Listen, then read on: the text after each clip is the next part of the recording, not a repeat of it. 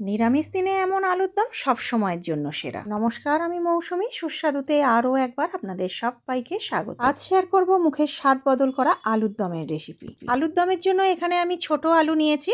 আলুটার খোসা ছাড়িয়ে একটা কাঁটা চামচ দিয়ে এইভাবে আলুর গায়ে ছিদ্র করে নেব। এতে আলুর মধ্যে নুন মশলা খুব ভালো করে ঢুকবে আর আলুর দমটা খেতে ভালো লাগবে। আপনারা চাইলে আলুটাকে অর্ধেক করেও নিতে পারেন, তবে গোটা আলুর দম খেতে ভীষণই ভালো লাগে। আমি এখানে 750 গ্রাম আলু নিয়েছি। তার জন্য 1 লিটার জল দিয়ে তার মধ্যে দিয়ে দিলাম 1 চামচ নুন, হাফ চামচ হলুদ গুঁড়ো দিয়ে ভালো করে মিশিয়ে নিয়ে প্রেসার কুকারে 2টো হুইসেল দিয়ে আলুটাকে সেদ্ধ করে নেব।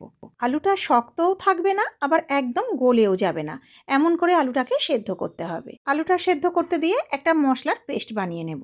মিক্সার জারের মধ্যে নিয়ে নিলাম 4 টুকরো আদা, 2টো কাঁচা লঙ্কা, একটা মাঝারি সাইজের টমেটো, 14-15টা কাজু বাদাম, 2 চামচ টক দই, সাথে দিলাম 2 টুকরো দারচিনি, 4টে ছোট এলাচ।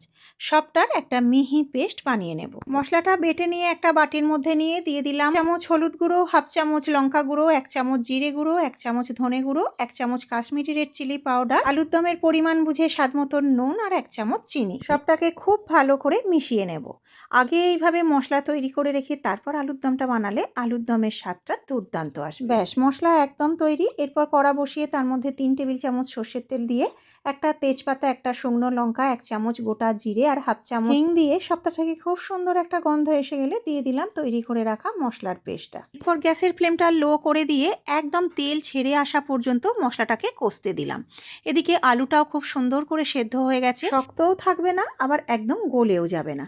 ঠিক এমন করে আলুটাকে সেদ্ধ করতে হবে। এরপর একটা ফ্রাইং প্যানে 2 চামচ সর্ষের তেল ভালো করে গরম হয়ে গেলে সেদ্ধ করে রাখা আলুটা এইভাবে লাল লাল করে মিডিয়াম ফ্লেমে ভেজে নিলাম। এদিকে মশলাটাও খুব ভালো করে কষানো হয়ে গেছে, সুন্দর করে তেল ছেড়ে এসেছে।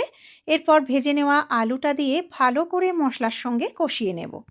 আলু সেদ্ধ করার সময় অবশ্যই আলুটাকে নুন আর হলুদ দিয়ে সেদ্ধ করবেন। এতে আলুর মধ্যে খুব সুন্দর করে একটা নোনতা স্বাদ আসবে, তার সঙ্গে সঙ্গে আলুর গায়ের রংটাও খুব সুন্দর করে ধরে যাবে। মশলার সঙ্গে আলু খুব ভালো করে কষানো হয়ে গেলে দিয়ে দিলাম পরিমাণ মতন গরম জল। একই সাথে অল্প ধনেপাতা কুচি দিয়ে খুব ভালো করে সবটাকে মিশিয়ে নিয়ে ঢাকা দিয়ে 5 মিনিট রান্না করে নিলাম। তৈরি হয়ে গেল একদম চটজলদি মুখের স্বাদ বদল করা আলু। 5 মিনিট স্ট্যান্ডিং টাইমে রেখে রুটি কিংবা লুচি, পরোটা বা কচুরির সাথে সার্ভ করুন সম্পূর্ণ নিরামিষ দুর্দান্ত স্বাদের আলুর দম।